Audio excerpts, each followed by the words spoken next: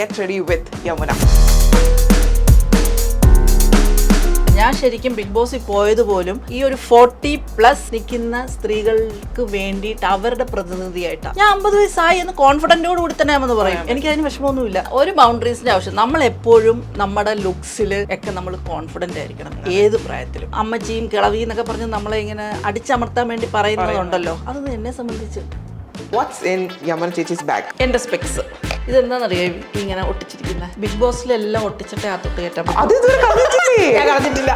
പിന്നെ ഒരു സാധനം കാണിച്ചു തരാം. ഇത് ദേവേട്ടൻ ഫസ്റ്റ് ടൈം എന്നെ പ്രപ്പോസ് ചെയ്ത സമയത്ത് എനിക്ക് തന്ന ഫസ്റ്റ് ഗിഫ്റ്റ് ഒക്കെ എവിടെ പോയാലും കൊണ്ടുപോയി. ഇത് ബിഗ് ബോസിൽ പോയപ്പോഴും ഞാൻ അകത്ത് കൊണ്ടുപോയി. എനിക്ക് വേണമെന്ന് പറഞ്ഞ് നിർബന്ധം പിടിച്ചു കൊണ്ടുപോയി. എന്ത് സംഭവം? ഇതില്ലാതെ പറ്റില്ല.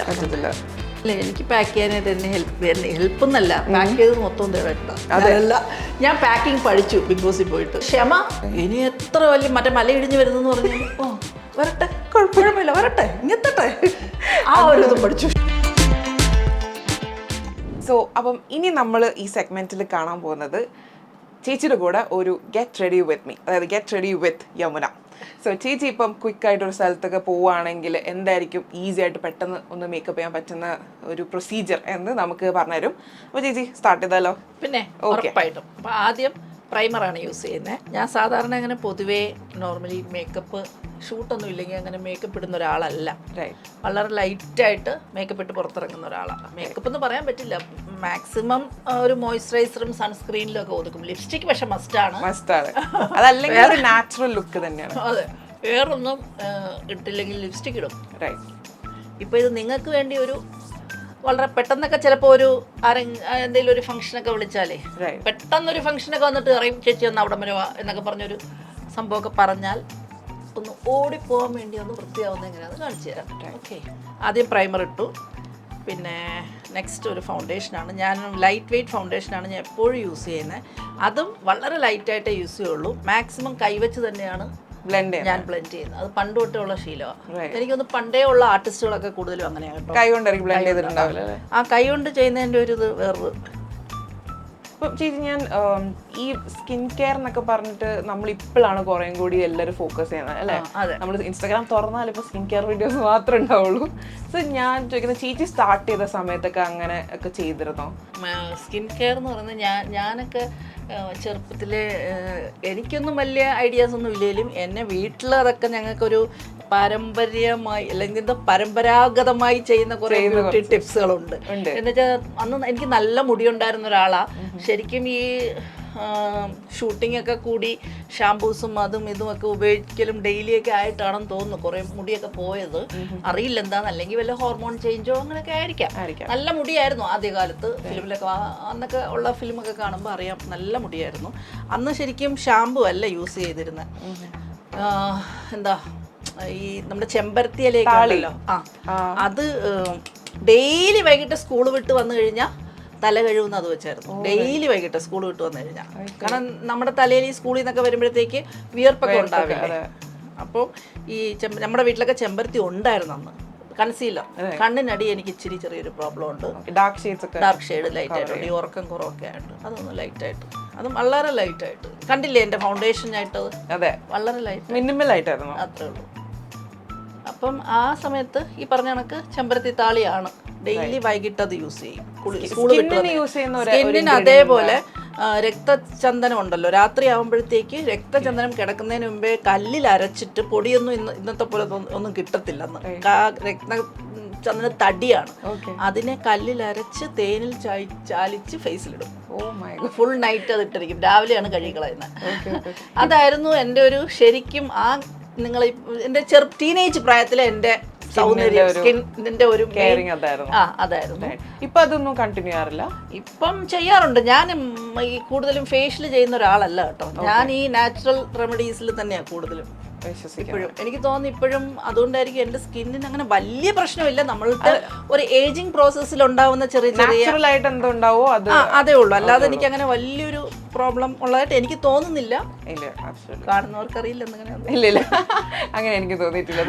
നല്ല ഹെൽത്തി ആയിട്ടുള്ള ഒരു സ്കിന്നാന്ന് തോന്നുന്നു നമുക്ക് കാണുമ്പോൾ. പിന്നെ ഈ വെയിൽ ഒരുപാട് കൊണ്ടു കഴിഞ്ഞാൽ കടലമാവും തൈരും കൂടെ മിക്സ് ചെയ്തിടും. ഇപ്പം ഔട്ട്ഡോർ ഷൂട്ടൊക്കെ കണ്ടിന്യൂസ് വന്നാൽ കടലമാവും തൈരും നല്ലൊരു ബ്ലീച്ചിങ് ഏജന്റാ കേട്ടോ. കടലമാവും തൈരും കടലമാവ് അതൊന്നും കൊണ്ട് നമുക്ക് പ്രോബ്ലംസ് ഒന്നും സ്കിന്നിന് ഉണ്ടാവില്ല. സൈഡ് എഫക്ട്സും ഒന്നുമില്ല, നാച്ചുറൽ നാച്ചുറൽ ആണ്. ജസ്റ്റ് ഒരു കോണ്ടോറിങ്. കാരണം എനിക്ക് ഇച്ചിരി ചെള്ളയുണ്ട്, എനിക്ക് അതുകൊണ്ട് അതില്ലാതെ പറ്റൂല. കോണ്ടോർ ചെയ്യില്ല നല്ലപോലെ ലൈറ്റ് ആയിട്ടൊന്നും. പക്ഷേ നമ്മൾ ഷൂട്ട് ഇപ്പം നമുക്ക് വർക്കിൻ്റെ സമയത്ത് ഷൂട്ടിനാണെങ്കിൽ കുറച്ച് ഹെവി മേക്കപ്പ് ആട്ടോ. കാരണം എന്താ വെച്ചാൽ നമുക്ക് രാവിലെ ഇട്ട രാത്രി വരെ നിൽക്കണം. അപ്പൊ അതുകൊണ്ട് ഇത്തിരി ഒരു ഹെവി മേക്കപ്പ് തന്നെയാണ് ഷൂട്ടിന് ഉപയോഗിക്കുന്നത്. ഇത് നമ്മളിപ്പം അല്ലാതെ പുറത്തേക്കൊക്കെ പോകുമ്പോൾ ഉള്ള അപ്പൊ ഷൂട്ടിനൊക്കെ ചെയ്ത് തന്നെയാണോ വർഷങ്ങളായില്ലേ, ഒരു ശീലമായി എക്സ്പേർട്ട് ആണ്, അതുകൊണ്ട് നടക്കും. നമ്മളൊരു വേറെ ആരും ചെയ്താലും ഇഷ്ടപ്പെടുകയില്ല. ജസ്റ്റ് ഒരു ലൈറ്റ് ആയിട്ടൊരു കോണ്ടോർ കഴിഞ്ഞ് കോമ്പാക്ട് എടുത്തു. എന്നെ സംബന്ധിച്ച് വളരെ മിനിമം ആയിട്ട് മേക്കപ്പ് യൂസ് ചെയ്യുന്നതിനോട് എനിക്കിഷ്ടം. നമ്മുടെ സ്കിന്നിനെ ഓവറായിട്ട് ഇങ്ങനെ കേക്ക് ചെയ്ത് വെക്കുന്നത് ഇഷ്ടമില്ല. അതുപോലെ നമ്മുടെ സ്കിന്നിന് കാറ്റ് കിട്ടണം ശരിക്കും പറഞ്ഞാൽ. ഇല്ലെങ്കിൽ നമ്മുടെ സ്കിന്നിൽ ഒരുപാട് പ്രോബ്ലംസ് ഉണ്ടാവും. ദേവേട്ടൻ വന്ന് എൻ്റെ മേക്കപ്പ് കണ്ടുകൊണ്ടിരിക്കുക. കോമ്പാക്റ്റ് വളരെ ലൈറ്റായിട്ട് അതും യൂസ് ചെയ്യും. ഇപ്പൊ ചേച്ചി അപ്പൊ ഇത് കണ്ട മേക്കപ്പ് ഇട്ടായിട്ട് തോന്നില്ലെന്നാണ് എനിക്ക് തോന്നുന്നത്. ഒരു നാച്ചുറൽ ലുക്ക് വരും, ഓവറായിട്ട് ഇങ്ങനെ മേക്കപ്പ് ചെയ്ത പോലെ. ഐബ്രോസ് ഞാൻ വലുതായിട്ട് വരയ്ക്കാറില്ല, ജസ്റ്റ് കാരണം എനിക്ക് ഓൾറെഡി ഐബ്രോസ് ഉള്ള ഒരാളാണ്. എന്നോട് പലരും ചോദിക്കാറുണ്ട് ഐബ്രോ ടാറ്റു ഒക്കെ ചെയ്തിട്ടാണോ ഇത്ര ഇതായിട്ട് നിൽക്കുന്നത്. സഹായിച്ച് വലിയ കുഴപ്പമില്ല ഐബ്രോസ്. അതുകൊണ്ടൊന്ന് ബ്രഷ് ചെയ്ത് വിടും. പിന്നെ നമ്മൾ ഈ പറഞ്ഞ കണക്ക് ഷൂട്ടിന്റെ സമയത്തൊക്കെ ടച്ച് ചെയ്യും. കാരണം നമ്മൾ ഫൗണ്ടേഷനൊക്കെ ഒരുപാട് ഇടുമ്പോൾ ഇവിടെ ഷെയ്ഡ് ലൈറ്റ് ആവുന്നതുകൊണ്ട്. ചേച്ചി ഞാൻ ഇപ്പം നമ്മളൊരു കുറച്ച് നമ്മളൊരു 30s ഒക്കെ കഴിയുമ്പോൾ എനിക്ക് തോന്നുന്നു ഇപ്പോൾ ഐ ഡോണ്ട് തിങ്ക് അത്രയും ഉണ്ടെന്ന്. ഇപ്പോഴത്തെ കുട്ടികൾ കുറച്ചും കൂടിയൊക്കെ കോൺഫിഡൻ്റ് ആണ് ഇൻ മേക്കപ്പ് ആൻഡ് എവറിത്തിങ്. പക്ഷെ അറിയാമല്ലോ, യൂട്യൂബ് തുറന്നാൽ എങ്ങനെ മേക്കപ്പ് ചെയ്യണം അറിയാം, ഒരുപാടുണ്ട്. അതെ, പക്ഷെ ഇപ്പം നമ്മുടെ കുറച്ചും കൂടി ഒരു മുന്നിലത്തെ ഒരു ജനറേഷനിലുള്ള ആളുകൾ എന്ന് പറയുമ്പോഴത്തേക്കും ഒരു 30-35 ഒക്കെ കഴിയുമ്പോഴത്തേക്കും they feel like okay makeup ഒക്കെ ഇറ്റ്സ് നോട്ട് ഫോർ അസ്, അങ്ങനെ ഒരു സ്റ്റീരിയോ ടൈപ്പ് ഉണ്ട്. അത് ചേച്ചിക്ക് അതെനിക്ക് അക്സെപ്റ്റ് ചെയ്യാനേ പറ്റില്ല. ഞാൻ ശരിക്കും ബിഗ് ബോസിൽ പോയത് പോലും ഈ ഒരു 40+ നിൽക്കുന്ന സ്ത്രീകൾക്ക് വേണ്ടിയിട്ട് അവരുടെ പ്രതിനിധിയായിട്ടാണ്. സീരിയസ്ലി ആ റെപ്രസെൻറ്റേറ്റീവ് ആയിട്ടാണ് ഞാൻ പോയത് തന്നെ. കാരണം നമ്മളുടെ ലൈഫ് തീർന്നു, ഇനി എന്തിനാ എല്ലാം എന്നുള്ളൊരു രീതിയിൽ ഒരു ആറ്റിറ്റ്യൂഡ് സ്വയമേ വരും നമുക്ക്. ആ ഒരു ഏജ് കഴിയുമ്പം ചിലപ്പോൾ നമ്മുടെ സൊസൈറ്റിയുടെ പ്രഷറോ അല്ലെങ്കിൽ എനിക്ക് തോന്നുന്നു നമുക്ക് ചുറ്റുമുള്ളവർ നമ്മളെ ആ രീതിയിൽ ഒരു കൺസിഡറേഷൻ തരാത്തത് കൊണ്ടാണോ എന്നൊന്നും എനിക്കറിയില്ല. പക്ഷെ പൊതുവേ കഴിഞ്ഞു എല്ലാം എന്നുള്ളൊരു തോട്ട് മനസ്സിലേക്ക് വരും. പക്ഷെ അങ്ങനല്ല, ഇനിയാണ് നമുക്ക് ലൈഫ് എന്നുള്ളത് കാണിച്ചു കൊടുക്കണം എന്നാണ് എനിക്ക് തോന്നിയിട്ടുള്ളത്. ഞാൻ അതിനു വേണ്ടി നിൽക്കുന്ന ഒരാളാണ് ശരിക്കും പറഞ്ഞാൽ. കാരണം എല്ലാ കാര്യത്തിലും അവർ വിചാരിക്കുന്ന എന്താ ഒന്ന് കണ്ണെഴുതിക്കോട്ടെ, കണ്ണെഴുതുമ്പോൾ സംസാരിച്ച പണി കിട്ടും എനിക്ക്. അയ്യോ അത് ശരിയാ, ഏറ്റവും ഡിഫിക്കൽട്ടി ഉള്ളൊരു സ്റ്റെപ്പാണ്. ഞാൻ എപ്പോൾ കണ്ണെഴുതുമ്പോഴും ചെറിയൊരു പാലിടും. അത് പണ്ട് തൊട്ടുള്ള ശീലമാണ്. അതിട്ടില്ലെങ്കിൽ എന്തോ പോലെ തോന്നുന്നു, ഒരു ഇൻകംപ്ലീറ്റ് ഫീൽ അല്ലേ. ചെറുതായിട്ട് ബ്ലഷ്. ഇതിപ്പോൾ ഞാൻ ലിപ്സ്റ്റിക് ആണ് ഇടും. ലിപ്സ്റ്റിക് യൂസ് ചെയ്യണേ.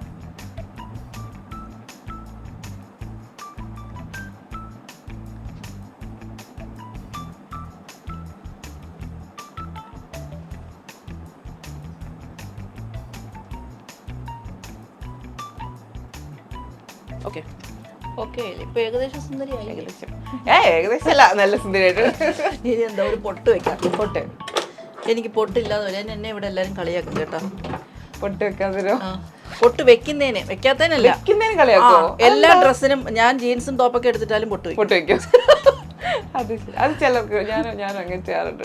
എന്നെ ഇവിടെ മക്കളും ദേവേട്ടനും ഒക്കെ വഴക്കുറന്നു, നീ ഡ്രസ്സ് ഇടും, ഈ ഡ്രസ്സൊക്കെ എടുത്തിടുമ്പോൾ പൊട്ടും കൂടെ വെച്ചിട്ട് എന്താ വയ്ക്കും. ഏകദേശം ഒക്കെ ആയി, കംപ്ലീറ്റ് ആയി. അപ്പം ഇതാണ് നമ്മുടെ final look. Yes. Okay, so ഭയങ്കര ഈസി, പെട്ടെന്ന് ചെയ്യാൻ പറ്റുന്ന ഒരു റുട്ടീൻ തന്നെയാണ്. ഓക്കെ അല്ലേ? ഓക്കെ, സുന്ദരിയായില്ലേ? അടിപൊളിയായിട്ടുണ്ട് ഏകദം. സോ ഇപ്പം ഈ ഒരു നമുക്ക് അങ്ങനെ മേക്കപ്പ് എന്നൊക്കെ പറഞ്ഞിട്ട് കുറേ സ്റ്റീരിയോ ടൈപ്സ് ഉള്ള ആൾക്കാരുണ്ടാവുമല്ലോ. സോ അങ്ങനെ യാതൊരു സംഭവം ഇല്ല, അങ്ങനെ ഒരു സ്റ്റീരിയോ ടൈപ്പും ഇല്ല, യാതൊരു ബൗണ്ടറീസിന്റെ ആവശ്യമില്ല. ഒരു ബൗണ്ടറീസിന്റെ ആവശ്യം. നമ്മൾ എപ്പോഴും നമ്മുടെ ലുക്സിൽ ഒക്കെ നമ്മൾ കോൺഫിഡന്റ് ആയിരിക്കണം, ഏത് പ്രായത്തിലും, എനി ഏജ്. ഞാൻ ഇനിയിപ്പം നിങ്ങളുടെ മുമ്പിൽ ഒരു 60ാമത്തെ വയസ്സ് വന്നിരുന്നാലും ഇതേപോലെ നല്ല ടോപ്പിൽ വെൽ ഡ്രസ്ഡ് ആയി ഞാൻ ആ ഒരു കാര്യത്തിൽ ഭയങ്കര നിർബന്ധമുള്ള ഒരാളാണ്. Right. ഞാൻ വൃത്തിയായിട്ട് വന്നിരിക്കും. വണ്ടർഫുൾ. അപ്പൊ അത് ആര് ബാക്കി ചില ആൾക്കാരുണ്ടാവില്ല അതിനെ ഭയങ്കരമായിട്ട് വിമർശിക്കുകയൊക്കെ ചെയ്യുന്ന ഞാൻ എനിക്ക് ഈ പറയുന്ന കണക്ക് 50 വയസ്സായിട്ടില്ല. 50 വയസ്സാകുമ്പോൾ ഞാൻ പറഞ്ഞിട്ടുണ്ട് അത് മീഡിയാസിന് മുമ്പിൽ തന്നെ വന്ന് ആഘോഷിക്കും ഞാൻ. അതിന്റെ കാരണം എന്താണെന്ന് അറിയോ, ഞാൻ 50 വയസ്സായി എന്ന് കോൺഫിഡന്റോട് കൂടി തന്നെ ആണെന്ന് പറയും. എനിക്ക് അതിന് വിഷമമൊന്നുമില്ല. അത് നമ്മുടെ ഹ്യൂമൻ ബീയിങ്സ് ആണെങ്കിൽ ഇങ്ങനെ പൊയ്ക്കൊണ്ടിരിക്കും അല്ലേ. ഹ്യൂമൻ ബീയിങ്സ് എന്നല്ല, നമുക്ക് ജീവനുള്ള എല്ലാ വസ്തുവും ഇങ്ങനെ പ്രായം ഏറി തന്നെ പോകും അല്ലേ. അതാണ്, അത് നാച്ചുറൽ പ്രോസസ്സാണ്. അതിനെ ഇങ്ങനെ പലരും വന്നിട്ട് അമ്മച്ചിയും കിളവി എന്നൊക്കെ പറഞ്ഞ് നമ്മളെ ഇങ്ങനെ അടിച്ചമർത്താൻ വേണ്ടി പറയുന്നതുണ്ടല്ലോ, അതൊന്നും എന്നെ സംബന്ധിച്ച് എന്നെ ഇനി ആരങ്ങനെ പറഞ്ഞാലും എനിക്കത് ബാധിക്കുകയില്ല. ഞാൻ ഇങ്ങനെ തന്നെ ഉണ്ടാവും. വണ്ടർഫുൾ ചെയ്തു. കാരണം അത് I think any age is to celebrate. Each day നമുക്ക് ഓരോ ദിവസവും എല്ലാവർക്കും സെലിബ്രേറ്റ് ചെയ്യാനും ഹാപ്പി ആയിട്ടിരിക്കാനും ഉള്ളതാണ് നമ്മുടെ ലൈഫ് എന്ന് പറയുന്നത്. സോ അതിന് ഐ തിങ്ക് ഈ ഒരു സംഭവം പക്ക ഒരു എക്സാമ്പിൾ ആണ്. ഐ തിങ്ക് ചേച്ചി അത് മാത്രമല്ല മോളെ, നമ്മൾ പറയട്ടെ, നമുക്ക് നാളെ നേരം വെളുക്കുമ്പോൾ നമ്മൾ ഉണ്ടാവുമോ കണ്ണു തുറക്കുമോ എന്ന് നമുക്ക് അറിയില്ല. അത് വേറെ ഒരു ശക്തിക്ക് മാത്രമേ അത് അറിയൂ. നമ്മളുടെ അറ്റ് പ്രസന്റ് മാത്രമേ നമ്മളുടെ കയ്യിലുള്ളൂ. ഞാനത് വിശ്വസിക്കുന്നത്. നമ്മൾ ഇപ്പോൾ ഈ ഇരുന്ന് സംസാരിക്കുന്നത് ഇത് എനിക്കറിയാം, ദിസ് ഈസ് റിയാലിറ്റി, ഇപ്പം നടന്നുകൊണ്ടിരിക്കുന്ന പ്രോസസ്സാണ്. അപ്പോൾ ആ ഒരു മൊമെന്റ്സിൽ നമ്മളെ കൊണ്ട് എന്ത് ചെയ്യാം, നല്ലത് ആർക്ക് വേണ്ടി ചെയ്യാൻ പറ്റില്ല, നല്ലത് ചിന്തിക്കാൻ പറ്റുക, നല്ലത് ചെയ്യാൻ പറ്റുക, നമുക്ക് സന്തോഷിക്കാൻ പറ്റുന്ന കാര്യങ്ങൾ അതെല്ലാം ചെയ്യുക. ഇതാണ് എൻ്റെ ആറ്റിറ്റ്യൂഡ്. വണ്ടർഫുൾ. അതിനൊരു കൈയടി എന്തായാലും. സോ ഇത് എനിക്ക് തോന്നുന്നു കുറേ ഇങ്ങനത്തെ തോട്ട്സ് ഉള്ള ആൾക്കാരുണ്ടാവും. അവരുണ്ടെങ്കിൽ ചേച്ചിമാർ ആരായാലും അവരുണ്ടെങ്കിൽ അവർക്ക് ഇത് ശരിക്കും ഒരു ഇൻസ്പിറേഷൻ തന്നെ ആയിരിക്കും. ഹാവ് ടു എന്താ ഈ തോട്ട്സ് ഒക്കെ എടുത്ത് മാറ്റണം. അതിന്റെ കാലം കഴിഞ്ഞു.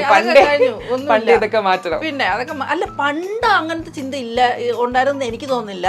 എൻ്റെയൊക്കെ മുത്തശ്ശി ഞാൻ കണ്ടിട്ടുള്ളതെന്ന് പറഞ്ഞാൽ അവരൊക്കെ എണ്ണ തേച്ച് ഡെയിലി കുളിച്ച് നല്ല സുന്ദരിയായി നല്ല വെൽ ഡ്രസ്ഡായി, അവർ കൈ നിറയെ നല്ല സ്വർണ്ണ വളകളും മാലകളും ഒക്കെ ഇട്ട് അവർ നല്ല ടിപ് ടോപ്പിൽ ഇരുന്ന് കണ്ടിട്ടുള്ള ഒരാളാണ് ഞാൻ. അവരൊക്കെ നല്ല അവർക്ക് അതാണ് അവരുടെ ഒരു രീതികൾ. പക്ഷെ അത് കഴിഞ്ഞ് പിന്നൊരു ജനറേഷൻ വന്നപ്പോൾ എനിക്ക് തോന്നുന്നു എന്തുകൊണ്ടാണെന്ന് എനിക്കറിയില്ല, ഈ ഒരു ടോട്ടലി മാറ്റം വന്നു. ഒരു പ്രായം കഴിഞ്ഞാൽ വീട്ടിൽ ഒതുങ്ങുക എന്നുള്ളൊരു മൈൻഡിലേക്ക് വന്നു. പക്ഷെ ഇനി അത് മാറിയേ പറ്റൂ. ആബ്സല്യൂട്ട്ലി. അപ്പോൾ വിത്ത് ദാറ്റ് നോട്ട് നമ്മുടെ get ready with Yamuna segment ഇവിടെ വൈൻഡപ്പ് ചെയ്യാണ്. ഒരു അടിപൊളി സെഗ്മെന്റ് ആയിരുന്നു. താങ്ക് യു സോ മച്ച് ചേച്ചി. അപ്പം നമുക്ക് ഇനി ബാക്കി കാണാം. അപ്പോൾ ചേച്ചി, നമ്മളിപ്പം ഇങ്ങനെ ബിഗ് ബോസിന്റെ കാര്യങ്ങളൊക്കെ സംസാരിക്കുമ്പോൾ എപ്പോഴും നമ്മൾ കാണുന്ന ഒരു സാധനമാണ് ഈ വീക്കെൻഡ് ആകുമ്പോഴത്തേക്കും നിങ്ങൾ ബാഗൊക്കെ പാക്ക് ചെയ്ത്, അതായത് എല്ലാ വീക്കിലും നമ്മൾ ആദ്യം തൊട്ട് വന്ന എല്ലാ സാധനവും എടുത്ത് പെറുക്കി വീണ്ടും വീട്ടിൽ പോകുമായിരിക്കും എന്ന് പറഞ്ഞു. എന്താ ആ ഒരു സംഭവം? ശരിക്കും അത് വെറുക്കുന്ന ഒരു സാധനമാണോ എല്ലാവരും? എല്ലാ ആഴ്ചയിലും ഈ ഒരു പാക്കിങ് നമുക്ക് നോമിനേഷനിലേക്ക് വരുമ്പോൾ നമുക്ക് കറക്റ്റ് അറിയാം. ഇനി ശനിയാഴ്ച രാവിലെ ആകുമ്പം അല്ല വെള്ളിയാഴ്ച നമ്മൾ എല്ലാം പാക്ക് ചെയ്ത് എല്ലാം നമ്മൾ കൊടുക്കും. പിന്നെ നമുക്ക് സാറ്റർഡേ ഇതിൻ്റെ ഡ്രസ്സ് മാത്രം, സാറ്റർഡേ സൺഡേയുടെ ഡ്രസ്സ് മാത്രം എടുത്ത് വെക്കും. ബാക്കി ഡ്രസ്സ് മുഴുവൻ പാക്ക് ചെയ്ത് പെട്ടിക്കകത്താക്കും. പുറത്തേക്ക് നമുക്ക് പിന്നെ ഒരു ടെൻഷനാണ്, പുറത്തേക്കാണോ അകത്തേക്കാണോ. ഈ നമുക്ക് ഈ ആയ വീക്കിലൊക്കെ ചേച്ചിക്ക് അങ്ങനെ ഒരു ഫീലിംഗ് ഉണ്ടായിരുന്നോ? ഞാൻ ചിലപ്പോൾ ഈ ആഴ്ച പോവായിരിക്കും അങ്ങനെ തോന്നിയിരുന്നോ? 4ാമത്തെ ആഴ്ച എനിക്ക് തോന്നിയായിരുന്നു. കാരണം എന്താണെന്ന് വെച്ചാൽ 3ാമത്തെ ആഴ്ച ഞാൻ ഭയങ്കരമായിട്ട് സൈലൻ്റ് ആയിരുന്നു. സൈലൻ്റ് ആയപ്പോൾ 4ാമത്തെ ആഴ്ച പക്ഷെ സൈലൻ്റ് ആയത് എന്തുകൊണ്ടാണെന്ന് വെച്ചാൽ എനിക്ക് അവിടെ എങ്ങനെ ഈ കുട്ടികളോട് പ്രതികരിക്കണം എന്നുള്ളൊരു കൺഫ്യൂഷൻ വന്നു എന്നുള്ളതാണ് സത്യം. അതായിരുന്നു എൻ്റെ സൈലൻസിന് കാരണം, വേറെ ഒന്നുമല്ലായിരുന്നു. കാരണം എന്നെ സംബന്ധിച്ച് ഇങ്ങനെ എപ്പോഴും ഇങ്ങനെ ചുമ്മാ സംസാരിക്കുന്ന ഒരാളല്ല. പൊതുവേ എൻ്റെ നേച്ചർ അങ്ങനെ, ഞാൻ വലുതായിട്ട് അങ്ങനെ എപ്പോഴും ഇങ്ങനെ ടോക്കറ്റീവ് അല്ല. പക്ഷെ സംസാരിക്കേണ്ട സാഹചര്യങ്ങൾ വന്നാൽ സംസാരിക്കും, പറയേണ്ട കാര്യങ്ങൾ ആരുടെ മുഖത്ത് നോക്കിയും പറയുകയും ചെയ്യും. അതാണ് ഞാൻ, എന്നെ അറിയാവുന്നവർക്കെല്ലാം അറിയാം. അപ്പോൾ അവിടെയും ആ ഒരു സിറ്റുവേഷൻ എനിക്ക് വന്നപ്പോൾ എനിക്ക് സംസാരിക്കേണ്ട ഇത് എൻ്റെ നേരെ വന്നപ്പോഴും ഒക്കെ ഞാൻ സംസാരിച്ചിട്ടുണ്ട്, പറയേണ്ട കാര്യങ്ങൾ അവിടെ പറഞ്ഞിട്ടുമുണ്ട്. അപ്പം ഈ 3rd വീക്കൊക്കെ വന്നപ്പോഴേ ഈ കുട്ടികളുടെയൊക്കെ എന്താ പറയുക ശരിക്കുള്ള കുറേ സ്വഭാവങ്ങളൊക്കെ പുറത്തേക്ക്, അവരുടെയൊക്കെ വയലൻസ് പോലുള്ള സംസാരങ്ങളും ബഹളങ്ങളൊക്കെ വന്നപ്പോൾ ഞാനൊന്ന് പതറി മീൻസ് ഇവരോട് എങ്ങനെ ഡീൽ ചെയ്യണം എന്നുള്ളൊരു ഫീല് വന്നു. കാരണം എന്നെ സംബന്ധിച്ച് ഞാൻ സംസാരിച്ച് കഴിഞ്ഞാൽ ഭയങ്കര ഹാർഷാവും. കാരണം നമ്മളും 2 ടീനേജ് കുട്ടികളുടെ അമ്മയാണല്ലോ. അപ്പം എനിക്ക് ഇവരെയൊക്കെ ആ ഒരു രീതിയിലാണ് എൻ്റെ കണ്ണിൽ. അപ്പം ഞാൻ എൻ്റെ മക്കളോട് എങ്ങനെയായിരിക്കും പെരുമാറുന്നത് ആ രീതി തന്നെ ആയിരിക്കും അവിടെ സംഭവിക്കുക. അപ്പം ഞാൻ എൻ്റെ കുട്ടികളെ വഴക്ക് പറയുമ്പോൾ അവർ തന്നെ പറയാറുണ്ട്, അമ്മ കുറച്ചുകൂടെ മയത്തിലൊക്കെ വഴക്ക് പറയാമ്മ, ഒരു 5-6 ദിവസത്തേക്ക് അതുണ്ടാവൂല്ലേ? ഉണ്ടാവും. അതങ്ങനെ എൻ്റെ ഒരു ബോൺ നേച്ചറിൽ എനിക്ക് വന്നൊരു സ്വഭാവം അത്. അതെൻ്റെ അച്ഛൻ തന്നെ എന്നോട് വളരെ ചെറുപ്പത്തിൽ തന്നെ പറയുമായിരുന്നു, നീ അങ്ങനെ അധികം സംസാരിക്കില്ല, പക്ഷെ സംസാരിക്കേണ്ട സമയത്ത് നീ പറയുന്നതൊക്കെ കറക്റ്റ് കാര്യങ്ങളായിരിക്കും പറയുന്നത്, പക്ഷെ അത് കേൾക്കുന്നവരുടെ ഉള്ളിൽ മറ്റേ എന്താ പറയുക, തുളച്ച് കയറി അങ്ങ് പോകും. അവർക്കത് മറക്കാൻ കുറച്ച് സമയം എടുക്കും. പക്ഷെ നീ മറന്നിട്ട് പോകും. നീ പറഞ്ഞിട്ട് പിന്നെ വന്ന് ഭയങ്കര കെട്ടിപ്പിടി ഉമ്മ വയ്ക്കുക. പക്ഷെ ഈ കേട്ടവരുടെ മനസ്സിൽ ഇതിവിടെ കിടക്കും. അതാ പോവാ ഇത്തിരി പാടാ. അതുകൊണ്ട് നീ എപ്പോഴും ആരോടും സംസാരിക്കുമ്പോഴും ഒന്ന് പോളിഷ് ചെയ്ത് സംസാരിക്കുക എന്നെ അടുത്ത് എപ്പോഴും. പ്രത്യേകിച്ച് ഞാൻ ഈ ഇൻഡസ്ട്രിയിൽ വന്നപ്പോൾ എന്നെ അച്ഛൻ ഉപദേശിച്ച ഒരേ ഒരു കാര്യം അതാ, നീ കുറച്ചുകൂടെയൊക്കെ ഒന്ന് മയത്തിൽ ഞാൻ ഈ വർക്കിനൊക്കെ പോകുമ്പോൾ പോലും എന്നെ എല്ലാവർക്കും ഇപ്പോൾ ഇത്രയും വർഷമായിട്ട് എല്ലാവർക്കും ഞാൻ എന്താണെന്ന് അറിയാം. അപ്പം ഇപ്പോൾ പോലും ഞാനൊരു ലൊക്കേഷനിൽ പോയി ഇറങ്ങി അങ്ങോട്ട് ചെല്ലുമ്പോൾ നമ്മുടെ അവിടെ ഉള്ളവർ പറയും, യമുനോടെ വരവ് കണ്ട ഇപ്പം നമുക്കിട്ട് അടി തരുമെന്ന് പറയുന്നത്, കൈ വരുന്ന വരവ് ഈ കണ്ടുപോയി നമുക്കിട്ടെന്തോ പൊട്ടിക്കാൻ വരുമോ. അപ്പം അതല്ല, അത് നമ്മുടെ ഒരു ഓരോരുത്തർക്കും നേച്ചറിൽ വരുന്ന ഒരു ഇതാ, അല്ലാതെ മറ്റൊന്നുമല്ല ഇതാണ്. അപ്പം ഈ കുട്ടികളോട് ഞാൻ ആ ഒരു രീതിയിൽ സംസാരിക്കാൻ എനിക്കതേ അറിയൂ. അപ്പം ഞാൻ ചിന്തിച്ച് അങ്ങനെ സംസാരിച്ചാൽ ഇവിടെ ഇനിയും കുറേ ദിവസം ഞാൻ നിൽക്കേണ്ടി വന്നാൽ ഇവർക്ക് എൻ്റെ അടുത്തേക്ക് വരാനുള്ള സ്പേസ് ഇല്ലാതാവും. എനിക്കതറിയാം, കാരണം ഇവരുടെ ഉള്ളിൽ കയറും. അവർക്കത് മാറണമെങ്കിൽ കുറച്ച് ദിവസം എടുക്കും, എനിക്കറിയാം. അപ്പോൾ ആ സ്പേസ് ഇല്ലാതാവും. അപ്പോൾ ഇവരുടെ അടുത്ത് എങ്ങനെ ഞാൻ സംസാരിക്കണമെന്നൊരു പ്രിപ്പറേഷൻ നടത്തിക്കൊണ്ട് ആ ഒരാഴ്ച എനിക്ക് അതായിരുന്നു. 4ാമത്തെ ആഴ്ച ഞാൻ സംസാരിച്ചു, പുറത്തിറങ്ങി നിങ്ങളൊക്കെ കണ്ടല്ലോ, പറയേണ്ട കാര്യങ്ങൾ ഞാൻ എടുക്കുകയൊക്കെ ചെയ്യുകയും ചെയ്തു. അപ്പം എനിക്ക് തോന്നിയായിരുന്നു ആ സമയത്ത് നോമിനേഷനിൽ വന്നപ്പോൾ ചിലപ്പോൾ ഞാൻ പുറത്തോട്ടാവുമായിരിക്കും. നമ്മളത് അങ്ങനെ ആയിരിക്കുമല്ലോ സ്വാഭാവികമായിട്ടും. നമ്മൾ ആക്റ്റീവ് അല്ലെന്നുള്ളതല്ലേ പുറത്ത് വരുള്ളൂ. നമ്മളിപ്പം അവർക്ക് പുറത്ത് കാണുന്നവർക്കോ അല്ല ബാക്കിയുള്ളവർക്കോ അറിയില്ലല്ലോ ഞാനിങ്ങനെ ഉള്ളിൽ വെച്ച് പ്രിപ്പയർ ചെയ്യാറ് എങ്ങനെയാണ് സംസാരിക്കേണ്ടതെന്നുള്ളത്. അപ്പം തോന്നിയിരുന്നു. അപ്പൊ ചെറിയൊരു പ്രിപ്പയർഡ് ആയിരുന്നു. അപ്പൊ അവിടെ ഈ ബാഗ് ഒക്കെ പാക്ക് ചെയ്യുന്ന പോലെ നമുക്ക് ഇന്ന് ഇവിടെ ചേച്ചിയുടെ ബാഗിനകത്ത് എന്തൊക്കെ സാധനങ്ങളാണ് എന്നൊന്ന് കാണും. അതിനുള്ള സെഗ്മെന്റ് ആണ്. ഞാൻ എന്തായാലും അത് അങ്ങനെ തന്നെ വെച്ചിട്ടുണ്ട്, ഒന്നും എടുത്ത് മാറ്റരുതെന്നൊക്കെ അങ്ങനെ തന്നെ വെച്ചിട്ടുണ്ടായിരുന്നു. അപ്പൊ നമുക്ക് വാട്ട്സ് ഇൻ യമന ചേച്ചീസ് ബാഗ് അതാണ് കാണാൻ പോകുന്നത്. ബാഗിലുള്ളതൊക്കെ നിങ്ങൾ കണ്ട. അതെ, ഇതൊരു ചെറിയ മേക്കപ്പ് പൗച്ചാ. അത്യാവശ്യം എന്താ ഒരു കോമ്പാക്റ്റും ലിപ്സ്റ്റിക്കും അങ്ങനെയുള്ള നമ്മളൊരു ഒന്ന് ടച്ചപ്പ് ചെയ്യണമെങ്കിൽ എന്ന് വെച്ചിട്ട് അങ്ങനെയുള്ളൊരു സംഭവം. അതെ, കോമ്പാക്റ്റ് ലിപ്സ്റ്റിക്ക് അങ്ങനത്തെ കുഞ്ഞു കുഞ്ഞു സാധനങ്ങൾ അത്രേ ഉള്ളൂ. പിന്നെ എൻ്റെ സ്പെക്സ്. ഇതെന്താണെന്നറിയോ ഇങ്ങനെ ഒട്ടിച്ചിരിക്കുന്നത്? ബിഗ് ബോസിലെല്ലാം ഒട്ടിച്ചിട്ടേ ആ തൊട്ട് കയറ്റാൻ പറ്റും. ഞാൻ കളഞ്ഞിട്ടില്ല. ഇതെന്റെ ബിഗ് ബോസ് ഓർമ്മയ്ക്ക് വേണ്ടി എല്ലാം വെച്ചിരിക്കുക. എല്ലാം സീൽ ചെയ്ത് വെച്ചിരിക്കുക. അത് ശരി. ഓക്കെ, കൊള്ളാം. ഇങ്ങനെ ഓർമ്മ സൂക്ഷിക്കുന്ന ആളെ ഞാൻ ആദ്യമായിട്ട് ആളാട്ടോ. അതായത് അവർ ബ്രാൻഡ് നെയിംസ് കാണാതിരിക്കാൻ വേണ്ടിട്ട് സീൽ ചെയ്യുന്ന സംഭവമാണ്. കാണണോ? വേറെ കാണിച്ചു തരാം. എല്ലാം ബ്രാൻഡ് നെയിം സീൽ. എല്ലാം ഒട്ടിച്ചു വെച്ചിട്ടുണ്ട് ഞാൻ. എല്ലാം അത് ഒന്നും കഴിക്കാണ്ട് ഇതൊരു മെമ്മറി ആയിട്ട് സൂക്ഷിച്ചിരിക്കുകയാണ്. ബിഗ് ബോസിൽ നമുക്കെല്ലാം ഇങ്ങനെ ഒട്ടിച്ചാണ് തന്നുകൊണ്ടിരുന്നത്. കണ്ടോ, ഒന്നും കളഞ്ഞിട്ടില്ല. എല്ലാ ബ്രാൻഡ് നെയിംസും കവർ ചെയ്യും. അങ്ങനല്ലേ ഒരാൾക്ക് കേട്ടത്. അപ്പൊ അതാണ്. പിന്നെ എൻ്റെ ഒരു കൂളിംഗ് ഗ്ലാസ് റേബാൻഡ്. കൂളിംഗ് ഗ്ലാസ് തന്നെയാണോ പറയുന്നത്? ഞാൻ ചില ഇംഗ്ലീഷ് വാക്കൊക്കെ ഉപയോഗിക്കും. ദയവായിട്ട് എന്നെ തല്ലിക്കൊല്ലും. അറിഞ്ഞുകൂടെങ്കിൽ നീ എന്റെ മക്കളും പറയും, അമ്മയ്ക്ക് അറിഞ്ഞുകൂടെങ്കിൽ പറയാ, ഇംഗ്ലീഷ് നിൽക്കരുത്, അമ്മയ്ക്ക് അറിയാത്ത ഭാഷ മാത്രമേ പറയാവൂ. അയ്യോ. പിന്നെ ടിഷ്യൂ, ഇത് എപ്പോഴും ഉണ്ടാകും കേട്ടോ. ടിഷ്യൂ ഞാൻ എപ്പോഴും ക്യാരി ചെയ്യുന്ന ഒരു കാര്യമാണ്. എല്ലാ ടിഷ്യൂസ് ഞാൻ എപ്പോഴും ഉപയോഗിക്കും. പിന്നെ എൻ്റെ ചാർജർ. പിന്നെന്താ ഈ സാധനവും ഞാൻ എപ്പോഴും എല്ലാവരും കൊണ്ടു നടക്കുന്ന ഒരു സാധനം കേട്ടോ. ഇത് ബിഗ് ബോസിൽ പോയപ്പോഴും ഞാൻ കാത്തു കൊണ്ടുപോയി. എനിക്ക് വേണമെന്ന് പറഞ്ഞ് നിർബന്ധം പിടിച്ചു കൊണ്ടുപോയി. എന്താ സംഭവം? ഈ തലവേദനയൊക്കെ കയറുന്നു. എനിക്കിതില്ലാതെ ചെറുതിലെ ശീലിച്ചത് കൊണ്ട് ഇതില്ലാതെ പറ്റില്ല. അപ്പൊ ഈ എൻ്റെ ഫ്രണ്ട്സോ ആരെങ്കിലും റിലേറ്റീവ്സോ ആരെങ്കിലും ഗൾഫിൽ നിന്ന് വരുവാണെങ്കിൽ ഞാൻ പറയും, എനിക്ക് വേറെ ഒന്നും ആരും ചോദിക്കുക എന്തെങ്കിലും കൊണ്ടുവരണം. നമ്മൾ ഒന്നും വേണ്ട, ഇതൊരു ഡസനിങ് കൊണ്ടുവരും. വലിയ പെട്ടിയിൽ പൊതിഞ്ഞെടുത്തോ. ഇതെപ്പോഴും എൻ്റെ എല്ലാ ബാഗ്സിലും കാണും. ഇതിൽ മാത്രമല്ല, ഞാൻ ക്യാരി ചെയ്യുന്ന സൂട്ട് കേസ് ആണെങ്കിൽ സൂട്ട് കേസ് എല്ലാത്തിലും ഉണ്ടാവും. പിന്നെന്താ ഒരു ചീപ്പുണ്ട്. ഇത്രയൊക്കെ ഉള്ളൂ. നോക്കട്ടെ. പിന്നെ ഒരു സാധനം കാണിച്ചു തരാം. ഇത് അല്ല സ്വർണ്ണം. അങ്ങനെ സ്വർണ്ണം വലുതായിട്ട് ഉപയോഗിക്കുന്ന ആളല്ല. ഷൂട്ടിനൊക്കെ ഉള്ള ഉപയോഗമുള്ളൂ. മിനിമൽ ജ്വല്ലറി, പെർഫ്യൂംസ് എനിക്ക് ഭയങ്കര ഇഷ്ടമുള്ളൊരു കളക്ഷൻ ഉണ്ട്. പിന്നെ ഇത് ഒട്ടിച്ചുണ്ടോ? ഇത് ഞാൻ കൂടെ കൊണ്ടുപോയി. ഇത് ദേവേട്ടൻ ഫസ്റ്റ് ടൈം എന്നെ പ്രപ്പോസ് ചെയ്ത സമയത്ത് എനിക്ക് തന്ന ഫസ്റ്റ് ഗിഫ്റ്റാ. ഇത് എത്ര നാൾ? 4 വർഷം. 4 വർഷമായിട്ട് ഞാൻ അപ്പൊ ഇത് കൊണ്ടു നടക്കാം. എവിടെ പോയാലും കൊണ്ടുപോകും. അങ്ങനത്തെ കുഞ്ഞു കുഞ്ഞു അതിലും അവരൊരു സീലൊട്ടിച്ചു. പക്ഷെ അതും ബിഗ് ബോസിന്റെ ഭാഗമായിട്ടൊരു മെമ്മറി ആയിട്ട് സൂക്ഷിക്കാതെ ഇതേപോലെ കുഞ്ഞു കുഞ്ഞു പെർഫ്യൂംസ്. ഓ ഈ മിനി പെർഫ്യൂംസ് ഒക്കെ അല്ലേ? റൈറ്റ്. ഇതിങ്ങനെ ട്രാവൽ ചെയ്യാൻ നമുക്ക് കൊണ്ടുനടക്കാൻ. അപ്പൊ ഇത് എപ്പോഴും ബാഗിലുണ്ടാവും. ഏത് ചേച്ചി ഫേവറേറ്റ് ബ്രാൻഡ് ഏതാ പെർഫ്യൂം? അങ്ങനൊന്നുമില്ല, നല്ല മണമുള്ള എല്ലാം എല്ലാം. നമ്മളൊക്കെ അങ്ങനെയാണ്. ഇന്നത് പിന്നെ ഈ സാധനം കൊണ്ടു നടക്കുന്ന ഒരു സാധനം. ഇത്രയൊക്കെ ഉള്ളൂ, ഇതാണ് ബാഗിനകത്തുള്ളത്. അപ്പം ഈ ബിഗ് ബോസ് ആണ് സമയത്തെ നമുക്ക് നമ്മുടെ ഒരു 100 ദിവസത്തേക്കുള്ള നമ്മുടെ ലൈഫ് നമ്മളിങ്ങനെ പാക്ക് ചെയ്തുകൊണ്ട് പോകണമല്ലോ. അത് ഭയങ്കര പാടല്ലേ നമുക്ക് സത്യം പറഞ്ഞാൽ? ഇല്ല, എനിക്ക് പാക്ക് ചെയ്യാനായിട്ട് എന്നെ ഹെൽപ്പ് എന്നല്ല, പാക്ക് ചെയ്ത് മൊത്തം ദേവേട്ട. അതല്ല, ഞാൻ പാക്കിംഗ് പഠിച്ചു ബിഗ് ബോസിൽ പോയിട്ട്. അവിടെ പോയിട്ടാണ് പഠിക്കുന്നത്.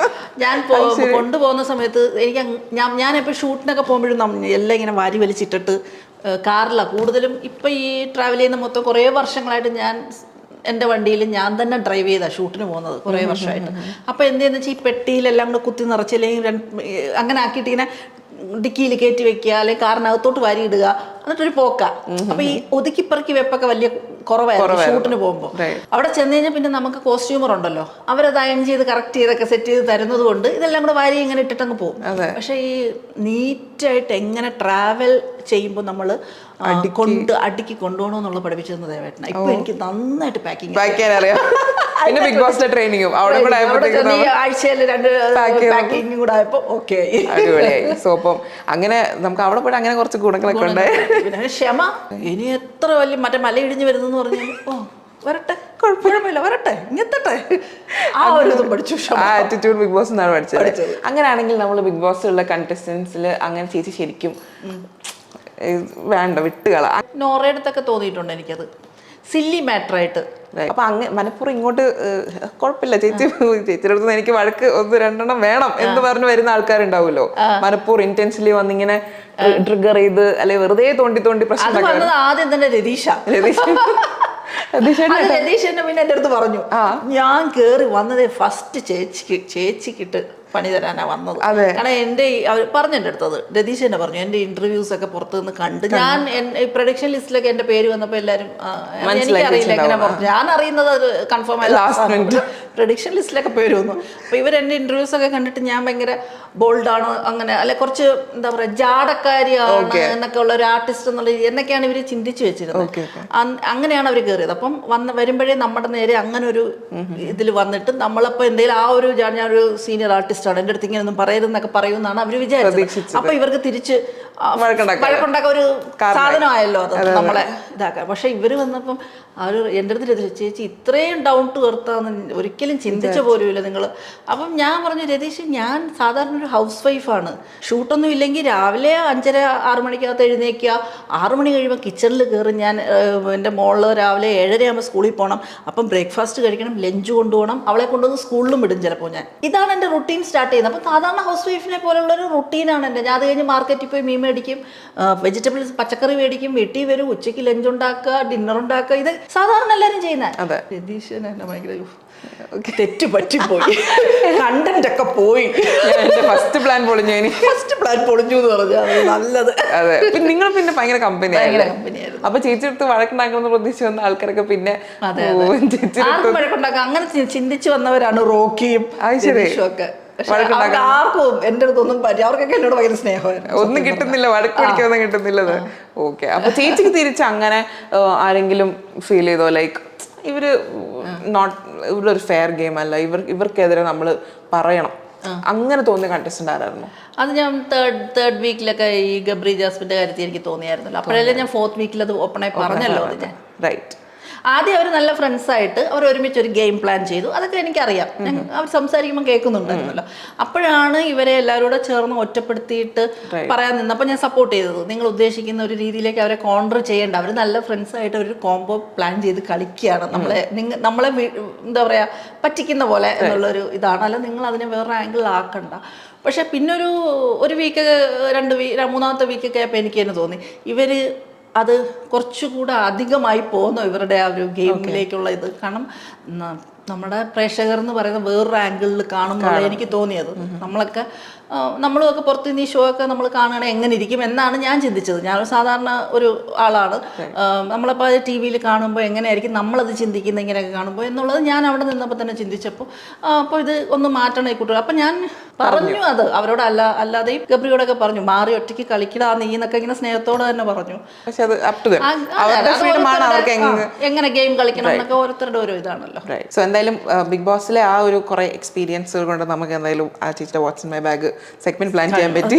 തിരിച്ചു വെക്കട്ടെ. അതെ, ഇനി ഞങ്ങൾ ഈ ബാഗിലുള്ള സാധനങ്ങളൊക്കെ തിരിച്ചു വെച്ചിട്ട് പാക്ക് ചെയ്തിട്ട് ഞങ്ങൾ അടുത്ത ബാക്കി പോകാം.